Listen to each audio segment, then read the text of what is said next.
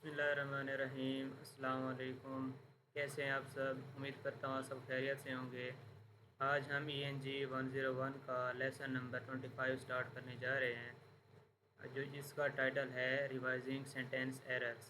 जैसे कि हमने पिछले चैप्टर में पढ़ा था सेंटेंस एरर्स के बारे में, तो यहाँ इन सेंटेंस एरर्स को थोड़ा रिवाइज़ किया गया है। सबसे पहले है रन ऑन सेंटेंस। ये एक ऐसा सेंटेंस है जिसमें दो कंप्लीट थॉट्स हमें दिए जाते हैं, जिनका एक क्लियर ब्रेकडाउन होता है। तो उसके बाद फ्यू सेंटेंस के बाद दूसरा एरर वहाँ यहाँ कौन सा डिस्कस किया गया है, कॉमा सप्लाई सेंटेंस। अब इन दोनों सेंटेंसेस को हम बारी बारी डिस्कस करेंगे। सबसे पहले है fused sentence. Two or more sentences that run together with no marks of punctuation between them are said to be fuse. मतलब दो या दो से ज़्यादा सेंटेंसेस को जब हम रीड आउट करते हैं और उनके दरमियान कोई पंक्चुएशन मार्क, कोई कोमा वगैरह हम इस्तेमाल नहीं करते, तो इन ऐसे सेंटेंसेस को हम क्या कहते हैं, fuse sentences. The two sentences are two complete statements. Thoughts are simply stuck together into one sentence.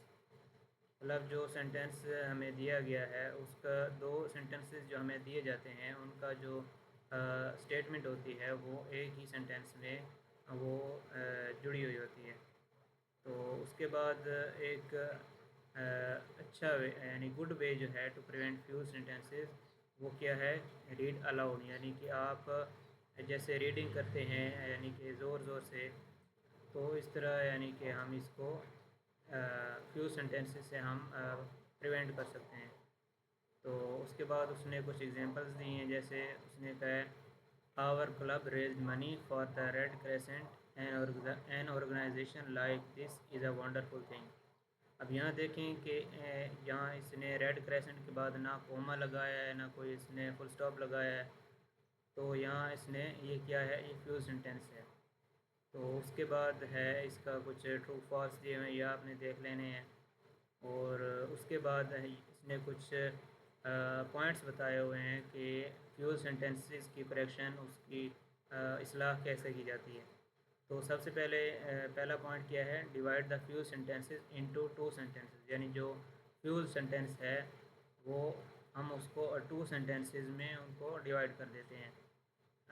इसी किसी भी उसके डॉट के ज़रिए या फुल स्टॉप के ज़रिए। जैसे उसने इधर एग्जांपल दी है, the lake is calm today, it looks like blue mirror. तो ये क्या है, ये फ्यू सेंटेंस है। इसकी करेक्शन यहाँ नीचे कैसे की गई है, the lake is calm today, उसके बाद उसने फुल स्टॉप लगाया। फिर जो आगे वाला है, it looks like a blue mirror, तो इसने इसके दो सेंटेंसेस बना दिए हैं। तो इससे हमारा कंप्लीट थॉट हमें हासिल हो रहा है। उसके बाद दूसरा पॉइंट किया है, put a comma and appropriate joining word. जैसे कि एंड, बट, सो, ये सारे क्या हैं, ये जॉइनिंग वर्ड्स हैं। किसी भी दो सेंटेंसेस के दरमियान, यानी जो कि फ्यूज सेंटेंसेस हैं, उनके दरमियान अगर हम जॉइनिंग वर्ड्स का इस्तेमाल करते हैं, तो इससे भी हम इसकी करेक्शन कर सकते हैं। तो जैसे इधर उसने कुछ एग्जांपल्स दिए हैं। तो उसने कहा है कि computer skills are useful in college. यहाँ तक एक सेंटेंस है, उसके आगे लिखा हुआ है they will help you in getting a job as well. तो ये क्या है, ये एक फ्यूज सेंटेंस है। इसकी करेक्शन हम इस तरह कर सकते हैं कि computer skills are useful in college, उसके बाद उसने कॉमा लगाया है और क्या लगाया है, जॉइनिंग वर्ड यानी कि and they will help you in getting a job as well. तो इससे हमारी करेक्शन हो गई फ्यूज सेंटेंस की। तो उसके बाद उसने कुछ नोट लिखा है कि आप जो कॉमा है वो हमेशा जॉइनिंग वर्ड से पहले लगाया जाता है, जॉइनिंग वर्ड के बाद हम कॉमा नहीं लगाते। तो तीसरा पॉइंट क्या है, use subordination to make one of the complete thoughts dependent on the other one. Subordinate यानी कि आप बना सकते हैं उनका, जैसे उसने एग्जांपल दी है। ये सारी आपने एग्जांपल देख लेनी है, लेकिन इसने एक और नोट दिया हुआ है, put a comma at the end of a dependent word. मतलब डिपेंडेंट वर्ड जो होता है उसके एंड पे आप क्या लगाते हैं, कॉमा।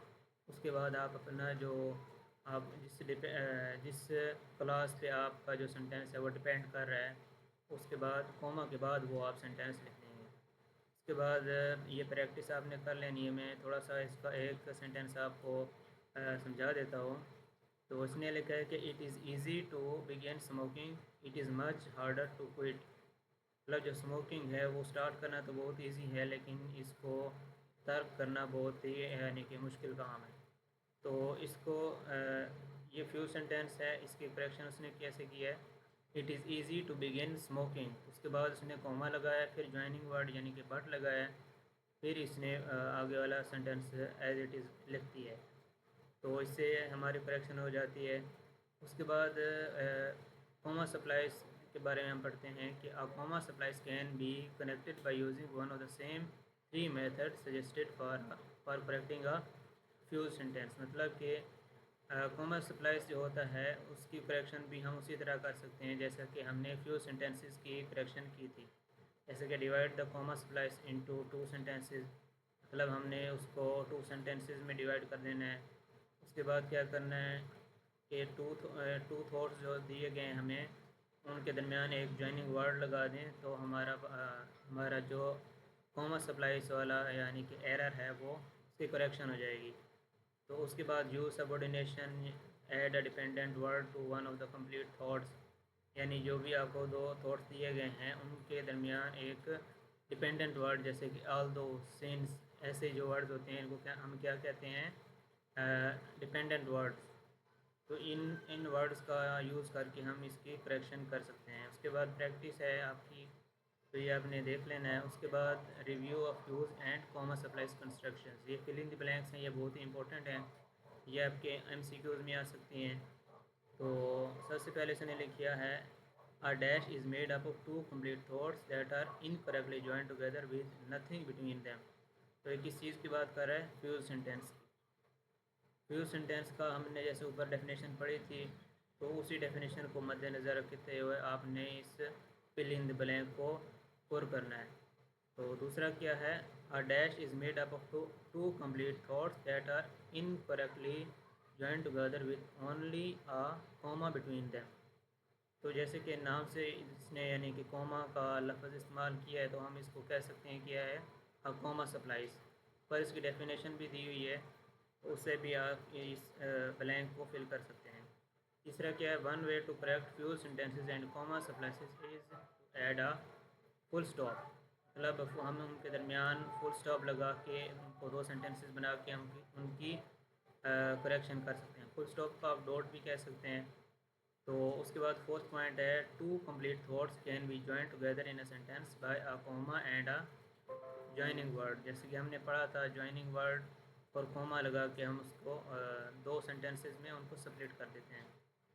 तो उसके बाद फिफ्थ पॉइंट है, two complete thoughts can be join together in one sentence by adding a dependent word such as when और बिकॉज। जैसे कि इन्होंने आगे दिए हुए भी हैं, आपको ये पता होना चाहिए कि व्हेन और बिकॉज क्या हैं, ये डिपेंडेंट वर्ड्स हैं।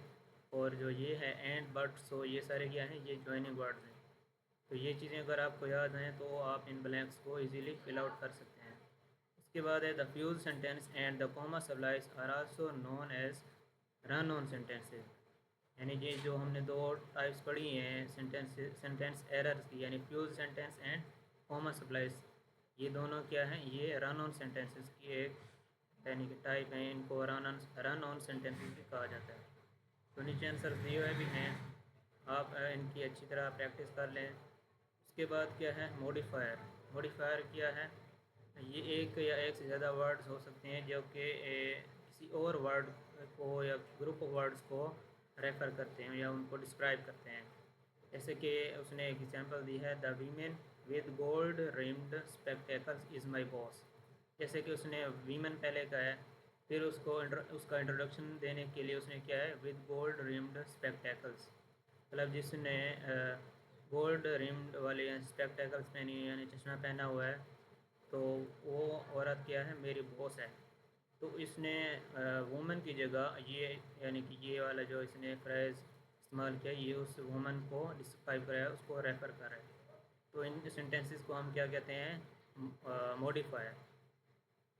उसके बाद है मिसप्लेस मॉडिफायर, जो अब इसमें ये होता है कि इसमें हम मिसप्लेसमेंट कर देते हैं कि हम जैसे कि यहाँ तो इसमें यानी कि वीमन के फ़ौरन बाद विद गोल्ड रिम्ड स्पेक्टेकल्स का था, यानी कि जिसको हम रिप्लेस कर रहे हैं उसके फ़ौरन बाद हम उसका वो यानी कि इंट्रोडक्शन लिख देते हैं। लेकिन यहाँ इसने कुछ एक दो एग्जांपल्स दिए, इनको हम देख लेते हैं। My brother bought a used car with a leaking pipe from a local dealer. तो यहाँ आप देख लें कि जो माई ब्रदर, इसने पहले ऊपर जो लिखा हुआ है ये तो बाद में इसकी करेक्शन की गई है ना। पहले उसने क्या कहा था, my brother bought a use car from a local dealer with a leaking pipe. देखें कि उसने लीकिंग पाइप किसके लिए यूज़ हो रहा है, कार के लिए। लेकिन कार इसने यहाँ लिखा हुआ है, पर उसके बाद 3-4 वर्ड दिए, फिर उसकी जो यानी कि डिस्क्रिप्शन है वो दी है। तो ये इस तरह, इसको हम क्या कहते हैं, मिसप्लेस्ड मॉडिफायर। इसको करेक्ट हम इस तरह कर सकते हैं कि कार के बाद ही हमने लीकिंग पाइप का जिक्र करना है, जिससे कि इधर किया गया है। ठीक है, तो उसके बाद क्या है, सिंगल वर्ड मॉडिफायर्स। ये क्या करते हैं कि ये सिंगल वर्ड मॉडिफायर जो होते हैं, एक ही सिंगल वर्ड को अटेंशन देते हैं, जैसे ओनली, ऑलमोस्ट, नियरली। तो उसका इसकी एग्जांपल यूँ दी गई है, I only asked my boss for 1 days leave but he refuse. तो यहाँ इसने ओनली का जो इस्तेमाल किया है ये गलत जगह पे किया है।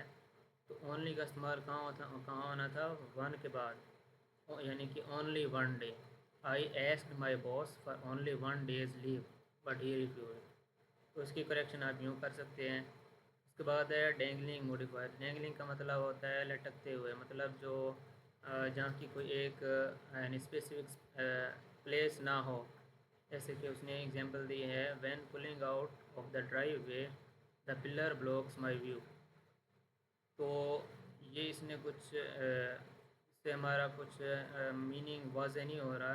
तो इसको हम इसने फिर दूसरी तरह से लिखा हुआ है कि when pulling out of the drive way I find my view block by the pillar. ये भी इसने इसकी टाइप दी है, लेकिन इसका जो करेक्ट आंसर है वो ये है कि whenever I pull out of the driveway the pillar blocks my view.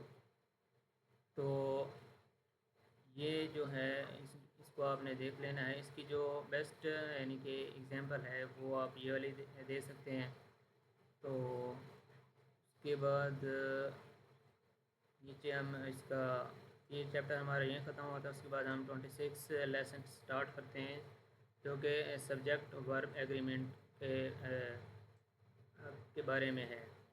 तो जैसे कि नाम से ज़ाहिर है, सब्जेक्ट वर्ब एग्रीमेंट मतलब जो सब्जेक्ट और वर्ब की प्लेस है, मतलब पहले सब्जेक्ट आता है फिर वर्ब आता है, तो ये एग्रीमेंट ही इस लेसन में हम रीड आउट करेंगे। तो जैसे उसने एग्जांपल दी है, my mother works at 2 jobs. तो ये देखें कि मदर जो है ये क्या है, ये एक सब्जेक्ट है। वर्क्स क्या है, ये एक वर्ब है, मतलब पहले सब्जेक्ट है और बाद में क्या है, वर्ब। उसके बाद उसने एग्जांपल दिया, my grandma takes care of my brothers and sisters. तो ग्रैंड माँ क्या है, सब्जेक्ट है, टेक क्या है, वर्ब है, यानी पहले सब्जेक्ट आया उसके बाद क्या है, वर्ब। तो हर जो यानी कि तमाम सेंटेंसेस में ऐसे यानी कि स्ट्रेट फॉरवर्ड नहीं होता है, यानी पहले सब्जेक्ट आए और पहले और बाद में वर्ब है। बाज़ औक़ात ऐसे भी हो सकता है कि वर्ब पहले आ जाता है और सब्जेक्ट बाद में आ जाता है। जैसे हम इंटेरोगेटिव सेंटेंसेस में हम पढ़ते हैं कि उसमें जो होता है वर्ब पहले आ जाता है और सब्जेक्ट बाद में आता है। तो उसके बाद इसने रिवीजन की गई है प्रेजेंट टेंस की। जैसे उसने एग्जांपल दी है, last night I played chess. तो लास्ट नाइट जो है ये क्या शो कर रहा है, ये पास्ट को शो कर रहा है। तो उसके साथ इसने क्या लगाया, प्लेड। तो उस मतलब कि जो सब्जेक्ट है उसी के मुताबिक ही हमने उसका वर्ब सेलेक्ट करना है। तो उसके बाद इसने कुछ इसके प्रिंसिपल्स लिखे हुए हैं कि सिंगुलर और प्लूरल क्या होते हैं। तो जैसे उसने लिखे, आई वर्क ये सिंगुलर है, यू वर्क क्या है, ये प्लूरल है। तो यू वर्क, उसके बाद वी वर्क, अब ये देखें कि आई वी यू और दे के साथ जो है, अगर हम इनके साथ कोई भी वो लगाते हैं, वर्ब लगाते हैं, तो इनके साथ हम एस या ई एस का इजाफा नहीं करते। जो सिंगल होते हैं जैसे ही, शी, इट, ये सारे इनके साथ हम एस या ई एस का इजाफा करते हैं। तो ये चीज़ आपने माइंड में रखनी है कि जो सिंगुलर होते हैं उनके साथ हमने एस लगाना है और प्लूरल के साथ नहीं लगाना। या फिर यूँ याद रख लें कि आई वी यू दे के साथ हमने एस का इजाफा नहीं करना, जबकि ही, शी, इट के साथ हमने एस का इजाफा करना है। उसके बाद प्रैक्टिस के लिए आपने ये सारी कर लेनी है। एक दो मैं करवा देता हूँ। जैसे उसने कहा द गार्डनर, गार्डनर। अब ये देखें कि ये क्या है, ये एक सिंगुलर है। तो इसके साथ क्या आएगा, whistles. The gardener whistles while watering plants. मतलब जो माली है वो पौधों को पानी देते वक्त क्या करता है, सीटी वगैरह बजाता है। तो उसके बाद उसने किया कि द गार्डनर्स, यहाँ क्या गार्डनर्स क्या है, ये प्लूरल है, ज़्यादा मालियों की बात की जा रही है, तो यहाँ हम क्या लगाएंगे, विसल। तो उसके बाद subject and verb separated by prepositional phrase. अब जब बाज़ औक़ात ऐसा होता है कि जो सब्जेक्ट है और जो वर्ब है वो प्रेपोजिशनल फ्रेज़ के ज़रिए हम उसको सेपरेट कर देते हैं। अब प्रेपोजिशनल फ्रेज़ क्या होती है, जैसे कि आपको प्रेपोजिशन का पता होगा, यहाँ नीचे भी शायद लिखा हुआ है कि प्रेपोजिशंस क्या होती हैं, इन, ऑन, फॉर, फ्रॉम। मतलब जो किसी चीज़ की यानी पोजीशन शो करते हैं कि on the table, under the bridge, ये सारे क्या हैं, ये प्रेपोजिशंस हैं। तो इनसे जैसे इसने एक एग्जांपल दी है, most shops on Mall Road are having sales this week. अब ये क्या है, शॉप्स। शॉप्स क्या है, ये एक सब्जेक्ट है। ऑन, ऑन इसके बाद क्या लग गया, प्रेपोजिशन। और है, आर हैविंग क्या है, यहाँ वर्ब है। मतलब ये सब्जेक्ट यानी शॉप्स को, वर्ब यानी आर हैविंग को ऑन से सेपरेट किया गया है। तो ये आपने इसका, ये subject and verb separated by prepositional phrase, ये आपने इसकी हेडिंग का आपको समझ आ गई होगी। तो इसके बाद इसने क्या है कि remember the subject of the sentence is never part of prepositional phrase. मतलब किसी भी सेंटेंस का जो सब्जेक्ट होता है वो प्रेपोजिशनल फ्रेज का हिस्सा कभी भी नहीं होता। मतलब जो प्रेपोजिशंस होती हैं अगर हम उनको शुरू में लगा दें तो हम ये नहीं समझ सकते कि ये क्या है, ये सब्जेक्ट है, ऐसा नहीं होता।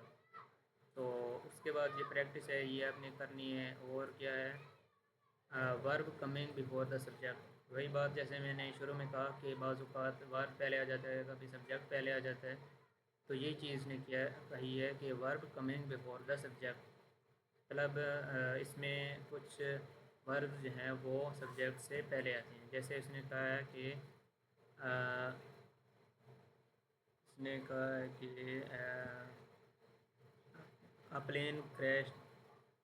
ये सारे तो वैसे उसने जो दिए हुए हैं ये इसमें प्लेन क्या है, ये वर्ब है, आई थिंक सब्जेक्ट है, और क्रैश्ड क्या है, ये वर्ब है। तो उसके बाद आपने इसकी एग्जांपल देख लेनी है। और इसने बाद में कहा है कि इवन सच के in such cases where the verb comes before the subject the verb must agree with the subject. मतलब जैसे कि ऊपर हमने इसकी हेडिंग पढ़ी इस चैप्टर की कि सब्जेक्ट वर्ब एग्रीमेंट। तो मतलब इनका यानी कि जो वर्ब और सब्जेक्ट हैं आपस में एग्री करेंगे। तो नीचे हम इसका कुछ प्रैक्टिस है ये अपनी करनी है। उसके बाद इनडेफिनेट प्रोनाउन सब्जेक्ट। मतलब इनडेफिनेट प्रोनाउंस को कौन से होते हैं, जैसे इसने नीचे दिए हुए हैं, जैसे ईच है, any one, any body, any thing. तो ये सारे क्या हैं, ये सिंगुलर हैं, सिंगुलर वर्ड्स हैं। तो इनके साथ आपने जो वर्ब लगाना है वो हमेशा सिंगुलर ही लगाना है। मतलब जैसे हमने कहा था कि सिंगुलर वर्ड के साथ हम एस का इजाफा करते हैं। तो इसने नीचे कहा भी हुआ है कि the pronouns in the above box are always singular. यानी ये जो सारे हैं, everybody, everything, somebody, something, nobody, nothing, ये सारे क्या हैं, ये सिंगुलर प्रोनाउंस हैं। और इनको हम हमेशा सिंगुलर के तौर पे ही लेते हैं। तो इसके बाद इसने कुछ एग्जांपल्स दिए हैं। One of those correspondence courses is still open. तो जैसे कि अब यहाँ शुरू में वन आ गया है तो वन क्या है, सिंगुलर। तो उसके बाद उसके मुताबिक हम वर्ब क्या लगाएंगे, इज़। इसके बाद उसने एग्जांपल दी है, neither of my parents is alive. जैसे अब इसने पेरेंट्स लिखा हुआ है तो हम बाज़ औक़ात कंफ्यूज हो जाते हैं कि पेरेंट्स है तो इसके बाद तो आर आएगा, लेकिन इससे पहले हमें देखना है कि इससे पहले नाइदर आ गया है, मतलब ये क्या है, सिंगुलर प्रोनाउन है। तो फिर हम इसको इसकी जगह इसमें कौन सा वर्ब इस्तेमाल करेंगे, इज़। तो इसके बाद इसने दो तीन और एग्जांपल्स दिए हैं, ये आपने खुद करनी है। तो उसके बाद इसने नोट लिखा है कि the subject verb relationship in the following sentences with indefinite pronoun subjects, मतलब ये जो इन्होंने इधर सब्जेक्ट और वर्ब का रिलेशनशिप बताया है वो इनडेफिनिट प्रोनाउंस के मुताबिक बनाया है। तो उसके बाद कंपाउंड सब्जेक्ट्स उसने कहा है कि बाज़ औक़ात ऐसा होता है कि कंपाउंड सब्जेक्ट यानी कि दो सब्जेक्ट होते हैं और हम उनको उनके दरमियान में एंड का इजाफ़ा कर देते हैं, तो इससे हम वर्ब कौन सा इस्तेमाल करेंगे, जो हम प्लूरल के लिए इस्तेमाल करते हैं। जैसे उसने एग्जांपल दी है, petrol and car repairs are my biggest expenses every month. जैसे उसने पेट्रोल एंड कार जो है ये क्या है, ये सब्जेक्ट्स हैं, दोनों सब्जेक्ट्स हैं, तो इनके लिए हम वर्ब कौन सा इस्तेमाल करें, आर। तो इसके बाद उसने कहा कि there were VCRs and cameras for rent. तो जैसे कि यहाँ VCRs एंड कैमराज यानी कि दो सब्जेक्ट्स यहाँ यूज़ किए गए हैं, तो इनके मुताबिक जो वर्ब यूज़ हुआ है यानी कि वर्ब, ये भी क्या है, ये भी प्लूरल है। तो उसके बाद दूसरा पॉइंट इसका ये है कि when compound subjects are joint are by or nor either or neither but also not only the verb agrees with the closer subject, मतलब ये जो उसने कुछ यानी सिचुएशंस दी हुई हैं कि जिसमें आइदर और होता है, neither NOR, but not also, not only but also, ये चीज़ें जब इस्तेमाल की जाती हैं ना किसी भी सेंटेंस में, तो हमने जो बाद में जो यानी सब्जेक्ट यूज़ किया जाता है हमने उसके अकॉर्डिंग अपना वर्ब सेलेक्ट करना है। जैसे उसने एग्जांपल दी है, आइदर ग्रेप्स और मैंगो आइसक्रीम इज़। जैसे कि आप देख रहे हैं कि ये जो सेकंड वाला यानी कि लास्ट वाला सब्जेक्ट है वो क्या है, मैंगो, मैंगो आइसक्रीम। तो इसके साथ हम क्या लगाएंगे, इज़। अगर ये मैंगो आइसक्रीम पहले आ जाता और ग्रेप्स बाद में आता तो फिर हम क्या यूज़ करते, इज़ की जगह आर। तो इसी तरह हमने इसके दूसरे सेंटेंसेस करने हैं। तो इसका थर्ड पॉइंट ये है कि while most indefinite pronoun such as each, everyone, one, somebody are always singular, there are a few pronoun that are not. जैसा कि वो कह रहे हैं कि हमने पहले पढ़ा कि ईच, एवरीवन, वन, समबॉडी, ये सारे क्या हैं, ये सिंगुलर प्रोनाउन हैं। तो इनके साथ हम क्या लगाएंगे, इनके साथ तो हम ये लगाएंगे यानी कि सिंगुलर वर्ब लगाएंगे, लेकिन इनमें से कुछ प्रोनाउंस ऐसे भी हैं जैसे कि बोथ, ऑफ यू, तो ये दोनों क्या हैं, ये दोनों प्लूरल हैं। जैसे उसने एग्जांपल दी है, both of my arts play the sitar. तो यहाँ जैसे कि बोथ का उसने यूज़ किया है तो हमें पता चल जाना चाहिए कि बोथ क्या है, एक प्लूरल प्रोनाउन है। तो इसके मुताबिक हम वर्ब कौन सा लगाएंगे, प्ले, यानी कि जो प्लूरल के लिए इस्तेमाल होता है। और उसके बाद जैसे कि इसने दो इधर वर्ब इस्तेमाल किए गए हैं, play the sitar and Singh professionally. तो दोनों क्या हैं, दोनों वर्ब क्या हैं, सिंगुलर हैं, मतलब यानी प्लूरल के अकॉर्डिंग है। तो उसके बाद कुछ और एग्जांपल्स आपने इनकी उससे देख लेनी है। उसके बाद क्या है, रिव्यू। रिव्यू बहुत इंपॉर्टेंट है, उसने फिल इन द ब्लैंक्स दी हुई हैं। कहता है कि a singular subject takes a singular verb. जैसे कि हमने ऊपर पढ़ा कि सिंगुलर सब्जेक्ट्स के लिए सिंगुलर वर्ब होता है और प्लूरल सब्जेक्ट्स के लिए प्लूरल वर्ब होता है। उसके बाद ये कहते हैं a plural subject takes a plural, यहाँ मुझसे मिस्टेक हो गई, इधर प्लूरल आना था, a plural subject takes a plural verb. उसके बाद ये कहता है कि the dash of present tense verbs is sometimes found by adding the letter s to the end of the verb. S का इजाफा हम कहाँ करते हैं, सिंगुलर के लिए, प्लूरल के लिए हम एस का इस्तेमाल नहीं करते, ठीक है। तो उसके बाद उसने कहा कि the subject of a sentence is often found in a prepositional phrase.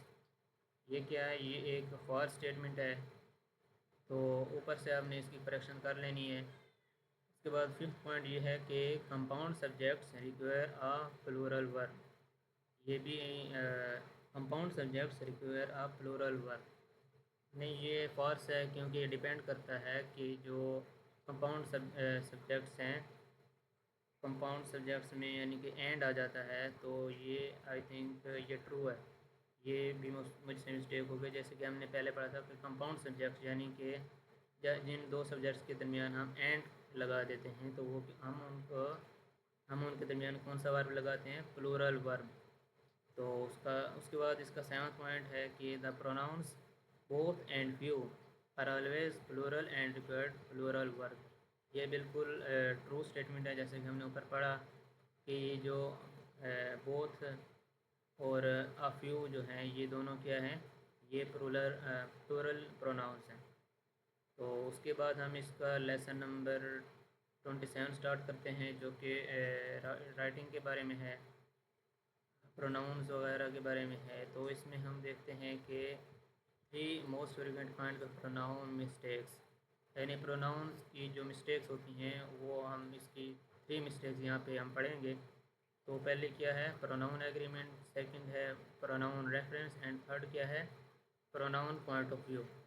तो इनको बारी बारी हम डिस्कस करते हैं। सबसे पहले है प्रोनाउन एग्रीमेंट, मतलब ऐसा एग्रीमेंट जो कि दो दो नाउन्स या एंड प्रोनाउंस के दरमियान की रिलेशनशिप को जो ज़ाहिर करता है, उसको हम क्या कहते हैं? Pronoun agreement. इसमें क्या होता है कि इनके जो वर्ग होते हैं और इनके जो नाउन्स होते हैं और इनके जो करस्पॉन्डिंग प्रोनाउंस होते हैं, ये सारे इनके दरमियान एक रिलेशनशिप कायम किया जाता है। जैसे कि उसने नीचे एग्जांपल दिया है, the students have spent many hours studying for their examinations. तो इसमें देख लें कि ये स्टूडेंट्स जो है, स्टूडेंट्स एक सब्जेक्ट है, उसकी जगह उन्होंने कौन सा वर्ब इस्तेमाल किया है? देयर। तो the antecedent of their is students. तो यहाँ इसने यानी कि क्लियरली वाज़ेह हो रहा है कि जो एंटीसीडेंट यानी कि ये जो स्टूडेंट्स हैं, इज़ इसका वो क्या होगा? वर्ब क्या होगा? देयर। तो इसकी दो दो और भी इसने एग्जांपल दी हुई, ये आपने देख लेनी है। तो नीचे वो कह रहा है कि ये जो जैसे जो लिस्ट दी हुई है, ये क्या है? ये इनडेफिनेट प्रोनाउंस की है। जैसे हमने पहले भी पढ़ा था कि each, anyone, anybody, anything, either, neither, ये सारे क्या हैं? इनडेफिनेट प्रोनाउंस हैं, यानी कि सिंगुलर प्रोनाउंस हैं। तो उसके बाद क्या है? जैसे इसने इधर एक एग्जांपल दी है, each of the wild horses raised for its freedom. जैसे कि आप इसने इधर हॉर्सेस लिखा हुआ है, तो इसके मुताबिक हम तो ये सोचते हैं ना कि हॉर्सेस है, तो हम इधर आर लगाएंगे, या आ, या इनका जो यानी प्लूरल वर्ब है वो लगाएंगे, लेकिन ऐसा नहीं है। जैसे कि हम देख रहे हैं कि जो ईच लगा हुआ है, ये क्या है? सिंगुलर प्रोनाउन है, तो इसके मुताबिक हम इसका वर्ब भी सिंगुलर ही लगाएंगे, मतलब इट्स। ठीक है। तो उसके बाद इसके कुछ और जो एग्जांपल्स हैं, ये आपने देख लेनी है। तो नेक्स्ट चलते हैं हम इसके प्रोनाउन रेफरेंस की तरफ। तो प्रोनाउन रेफरेंस में ये होता है कि हम प्रोनाउन की जो रेफरेंस होती है, वो सही तरह नहीं दे पाते। जैसे कि उसने एग्जांपल दी है, Rabia told Nafisa that she had got an A in her term paper. तो यहाँ जो शी का जो यानी प्रोनाउन यूज़ किया गया है, अब इससे हमें क्लियर नहीं हो रहा कि शी उसने नफीसा के लिए यानी कि रेफ़र किया है या राबिया के लिए। तो इनमें ये सिचुएशन होती है। तो उसके बाद इसका हम देखते हैं प्रोनाउन पॉइंट ऑफ व्यू। मतलब प्रोनाउन का जो पॉइंट ऑफ व्यू है, हम इसमें वो डिस्कस करते हैं। जैसे उसने पर्सनल प्रोनाउंस जो बताए हैं, जैसे कि आई है। पर्सनल प्रोनाउंस इसने पहले फर्स्ट पर्सन के बारे में बताया। सिंगुलर फर्स्ट पर्सन क्या होता है? आई, मी, माई, माइन, सारे क्या हैं? फर्स्ट पर्सन सिंगुलर प्रोनाउंस हैं। और फर्स्ट पर्सन जो इसके प्लूरल प्रोनाउंस हैं, वो हैं वी, अस, आवर। इसी तरह सेकंड पर्सन और थर्ड पर्सन का भी आपने देख लेना है कि इनका सिंगुलर कौन है और इनका प्लूरल कौन है। तो इसके बाद है इसका कुछ प्रैक्टिस है वो आपने करनी है, कुछ इसके फिल इन द ब्लैंक्स हैं वो भी आपने इनके देख लेने हैं। तो उसके बाद है इसका लेसन रिव्यू है। लेसन रिव्यू भी आपने इनका देख लेना है अच्छी तरह। तो थोड़ा सा हम देख लेते हैं कि word such as each, everyone and something are dash pronoun. जैसे कि हमने ऊपर पढ़ा था इंडेफिनिट प्रोनाउन, या फिर हम इनको क्या कहते हैं, singular pronoun. Word such as I, you and they are. अब ऊपर आप देख सकते हैं कि आई, यू, दे, आर, ये क्या है, ये प्लूरल प्रोनाउन है। A dash person pronoun is one that refers to the person being spoken to। मतलब जिस बंदे से हम बात कर रहे हैं वो क्या है, सेकंड पर्सन है। उसने ट्रू फॉल्स कहा है कि a pronoun may be singular, a pronoun may be singular even if its antecedent is plural। तो ये एक फॉल्स स्टेटमेंट है, क्योंकि हमने पहले पढ़ा कि जो सिंगुलर यानी कि सब्जेक्ट्स होते हैं या प्रोनाउंस होते हैं उनके लिए उनके लिए हम प्लूरल वर्ब ही इस्तेमाल करते हैं। तो उसके बाद दूसरा ट्रू फॉल्स है कि a writer should not needlessly change from the first person to the second person. ये भी आई थिंक फॉल्स है कि जो राइटर है वो फर्स्ट पर्सन को यानी कि सेकंड पर्सन के साथ चेंज नहीं कर सकता। आई थिंक ये ट्रू है। ये आपने ऊपर जो आपने इसका लेसन पढ़ा है, अगर आप इसको अच्छी अच्छी तरह रीड करेंगे तो आप इनका ट्रू फॉल्स मार्क कर सकते हैं। तो आज का लेसन हमारा यहीं तक था। अगर आपको इसमें कोई कन्फ्यूजन है या अगर आपका कोई क्वेश्चन है तो आप कमेंट सेक्शन में पूछ सकते हैं। तो इंशाल्लाह नेक्स्ट लेक्चर में मिलते हैं, तब तक के लिए अल्लाह हाफ़िज़।